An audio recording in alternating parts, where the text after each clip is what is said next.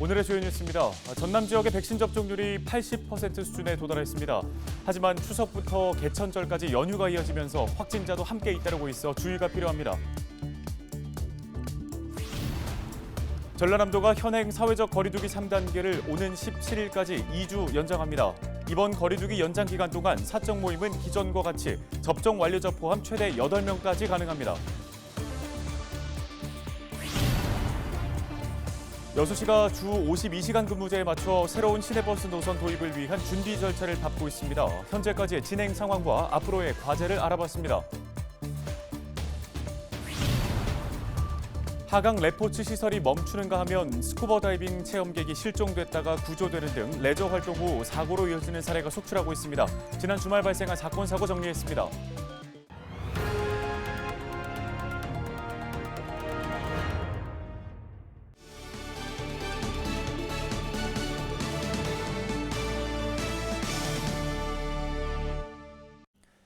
여러분 안녕하십니까? 헬로티비 뉴스 시작합니다. 정부가 다음 달부터 단계적 일상 회복으로 전환하겠다는 방침을 발표했는데요. 전남 지역은 집단 면역이 형성될 수 있는 80% 수준의 접종률을 도달하기 위해 백신 접종에 박차를 가하고 있습니다. 이런 가운데 추석 연휴부터 개천절 연휴까지 쉬는 날이 많아지면서 전남에서도 확진자는 계속 발생하고 있습니다. 박종호 기자의 보도입니다. 지난 2일부터 4일까지 전남에서 발생한 코로나19 확진자는 모두 51명입니다. 누적 확진자는 3,186명을 넘어섰습니다. 지난 추석과 개천절 연휴로 인해 지역 이동이 많아지면서 확진자가 계속되고 있습니다. 2학기 이후 전남에서는 코로나19 확진자가 133명 발생했습니다. 전라남도는 학생들의 감염이 가정 등으로 확산될 우려가 있다며 대책 마련에 나섰습니다.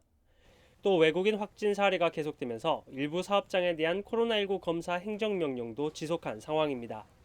가을철, 행락철 관광 등이 많아서 이동량이 많기 때문에 사람 간 접촉 증가로 지금 현재 위험한 상황입니다.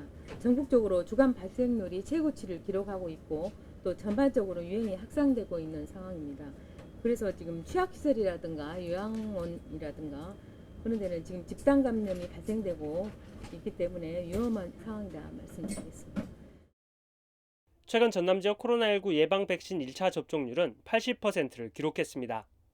도민 180만여 명 가운데 147만여 명이 1차 접종을 마쳤으며 2차 접종 완료율은 절반을 넘어선 59.4% 수준입니다.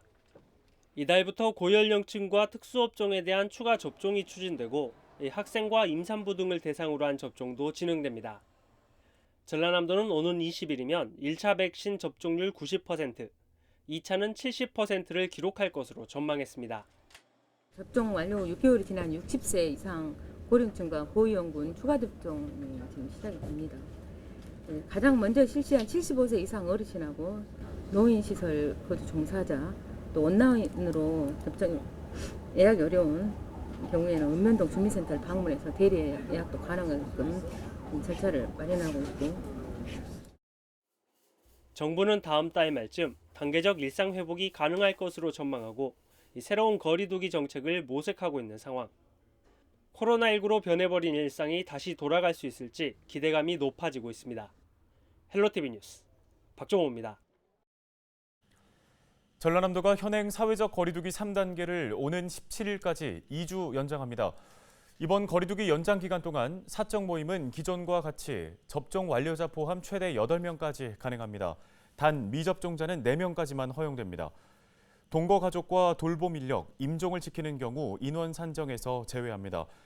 결혼식장은 식사 미제공 시 기존 99명까지 가능했으나 접종 완료자 100명을 포함해 최대 199명까지, 식사 제공 시에는 기존 49명에서 접종 완료자 50명을 포함해 최대 99명까지 모일 수 있습니다. 종교시설은 기존 수용 인원의 20%에 접종 완료자 10%를 포함할 경우 수용 인원의 최대 30%까지 가능합니다. 이외에도 주점이나 나이트클럽 등 유흥시설과 배달 형태의 다방업, 목욕장업, 외국인 고용사업장 등 선제적 진단검사 의무도 유지합니다. 대상자는 2주에 1회 PCR 검사를 의무적으로 받아야 하며 접종 완료자는 제외됩니다. 여수시가 새로운 시내버스 노선을 도입하기 위한 준비 절차를 밟고 있습니다. 주 52시간 근무제가 도입되면서 시내버스 운전원의 근무 시간 조정이 불가피하기 때문인데요. 중복된 노선을 개편해서 보다 효율적인 운영이 가능하도록 할 계획입니다. 여수시 시내버스 노선 개편 진행 상황과 앞으로의 과제를 취재했습니다. 송하영 기자입니다. 지난 2018년 7월 1일부터 시행된 주 52시간 근무제. 사업장 규모마다 적용 시점이 달랐습니다. 여수 지역 시내버스 운송사의 경우 50인 이상, 300인 미만 사업장에 해당돼 지난 한 해 동안 계도 기간을 거쳐왔습니다. 시내버스 운전원의 근무 시간이 달라질 경우 운행 시간 조정과 노선 개편도 불가피한 상황.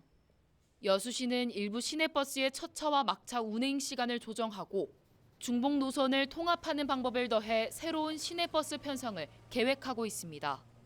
시내버스 운전원의 경우 노선이 개편되면 기존 운행의 비효율적 측면이 완화될 수 있을 것이라고 말했습니다. 중복 노선으로 겪었던 애로사항이 해소될 것이라는 입장이었습니다. 저희 기사들한테 많이 좋아지죠. 중복 노선도. 넘어가기도 그러고 앞차를 넘어가기도 그러고 안 넘어가기도 그러고 좀 그런 거 좀 신경 쓰는 면이 좀 있어요. 그냥 중복 노선이 없어지면은 낫죠, 아무런 그래도. 여수시는 시내버스 노선 개편을 앞두고 시민들의 의견을 수렴하기 위해 지난달 28일부터 주민 설명회를 열고 있습니다. 노선이 변경되거나 운행 시간이 조정될 경우 빚어질 불편 사항을 반영하기 위해서입니다. 그렇다면 실제 이용객의 의견은 어떨까? 촌 사람들이 버스 시간을 지금 다 알고 있거든. 근데 이제 다니던 사람들이 그 시간을 알고 있는데 나 못하잖아. 촌 사람들이 대부분 이제 젊은 사람들은 차가 있지만 우리처럼 나이 든 사람들은 차가 없어. 노선이 없어지면 힘들겠지 좀 처음에는. 여수 시내버스 노선 개편을 두고 읍면에 거주하는 주민들은 염려했습니다. 어르신들의 경우 시내를 나가기 위한 유일한 교통수단이 버스이기 때문입니다. 여수시는 시내버스 노선 변경으로 인해 시민들의 혼란이 클 것을 우려하고 있습니다. 시내버스 노사 합의와 주민 설명회에서 나온 의견을 수렴해서 이르면 올 연말에 개편안이 시행될 수 있도록 이끌 방침입니다. 주민 설명회 종료 후에 지금까지 제출된 의견들을 종합적으로 이제 취합을 해서 버스 업체와 다시 협의 후에 노선안을 최종 확정하고 후에 12월경 노선 개편을 지금 예정을 하고 있습니다. 시내버스 노선 개편을 앞두고 여수시의 움직임이 빨라진 가운데 주민들과의 원만한 합의와 개편에 대한 호응을 이끌 수 있을지 관심이 주목됩니다. 헬로티비 뉴스 송하영입니다.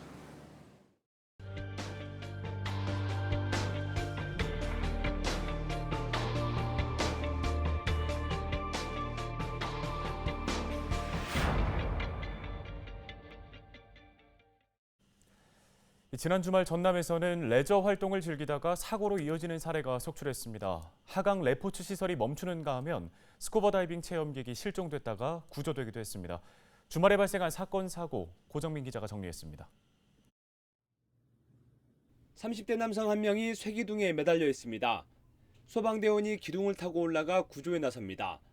4일 낮 1시쯤 여수 돌산읍에서 하강 레포츠 시설 이용객의 도르래가 걸려 공중에 멈춰선 겁니다. 당시 이용객은 6m 높이에서 40분 정도 매달린 채 공포에 떨어야 했습니다. 소방당국은 정확한 사고 경위를 조사하고 있습니다. 부상은 따로 없고요. 구조 완료돼서 이런 사건입니다. 조사 중이어서 아직까지 파악이 안 되고 있습니다. 해상에선 안전사고가 잇따랐습니다. 여수 앞바다에서 실종 신고가 접수된 건 4일 오전 11시 반쯤. 스쿠버 다이빙 체험객 11명 가운데 50대 남성 한 명이 보이지 않는다는 겁니다. 이 남성은 3시간 뒤 사고 지점에서 4km 떨어진 갯바위에서 인근 어선에 의해 발견됐습니다. 해경은 스쿠버 다이빙 과정에서 조류에 휩쓸린 것으로 보고 각별한 주의를 당부했습니다. 출수 시간이 됐는데 출수가 안 하시니까 저희 헬기랑 구조대랑 민간구조선 해가지고 좀 찾았는데 갯바위에 다이버가 있다고 해가지고 저희가 구한 상황이거든요. 완도에서도 해상 레저 사고가 잇따랐습니다. 3일 오후 5시 반쯤 완도 횡간도 인근 해상에선 수상 오토바이를 타던 30대 남성이 바다에 빠졌습니다. 이 남성은 바다에 빠진 뒤 파도에 휩쓸렸지만 당시 구명조끼를 착용하고 있어 무사히 구조됐습니다. 헬로티비 뉴스 고정문입니다.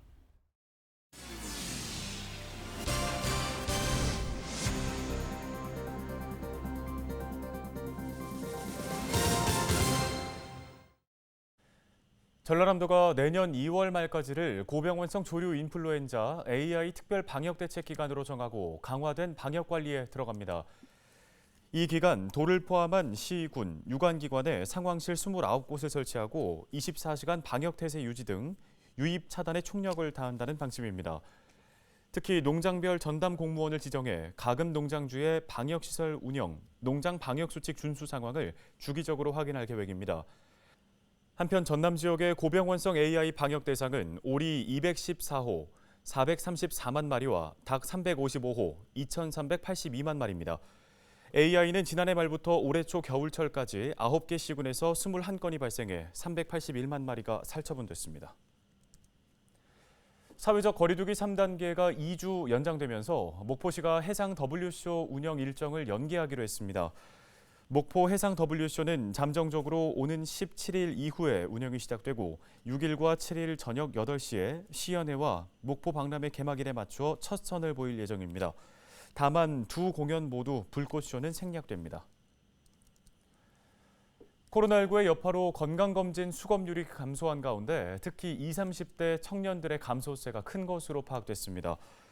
더불어민주당 김원희 국회의원이 국민건강보험공단에서 받은 자료를 보면 최근 5년 동안 일반 건강검진 수검률은 2016년 77.8%에서 지난해에는 67.5%로 10%포인트 감소했습니다. 청년층인 20대의 수검률을 보면 2017년 88%에서 지난해에는 58%로 하락했고 30대는 83%에서 67%로 감소세가 컸습니다.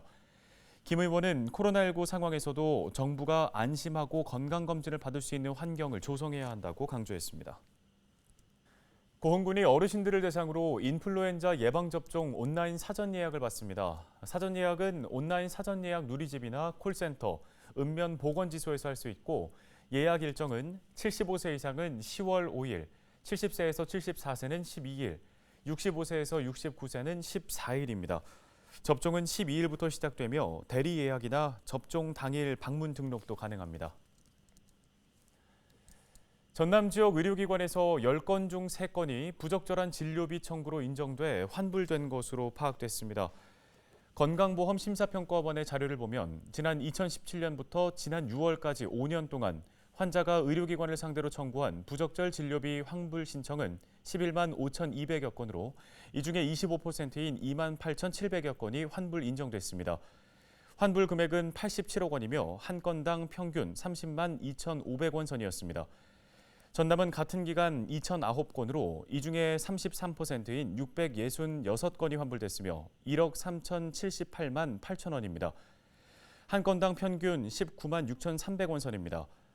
환불 유형별로는 급여 대상 진료비를 비급여 처리한 경우가 57%로 가장 많았으며 산정 불가 항목을 비급여 처리한 경우가 26.6%였습니다. 요양기관 종별로는 의원급에서 31.4%로 가장 환불 비율이 높은 것으로 나타났습니다. 여수시가 10% 특별 할인 판매가 이뤄지고 있는 지역 상품권 부정 유통 행위를 집중 단속합니다. 여수시는 상품권 부정 유통 점검반을 편성하고 상품권 회수 대금이 큰 폭으로 증가한 가맹점을 대상으로 불시 점검을 실시하며 신고자에 대한 포상 제도를 운영합니다. 주요 단속 대상으로는 사행업을 비롯한 등록 제한 업종 운영자와 물품 판매 없이 상품권을 받는 행위, 실제 매출액 이상의 상품권을 주고받는 행위 등입니다. 명백한 부정 유통이 확인되면 최고 2천만 원 과태료 부과와 부당이득 환수 조치가 내려집니다.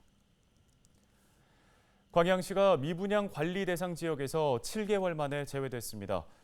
주택도시보증공사가 지난달 30일 발표한 제61차 미분양 관리 지역 자료를 보면 충남 아산시와 경남 거제시가 지정됐고 광양시는 빠졌습니다.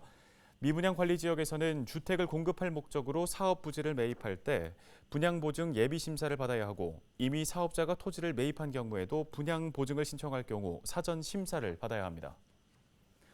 헬로티비 뉴스 마칩니다. 고맙습니다.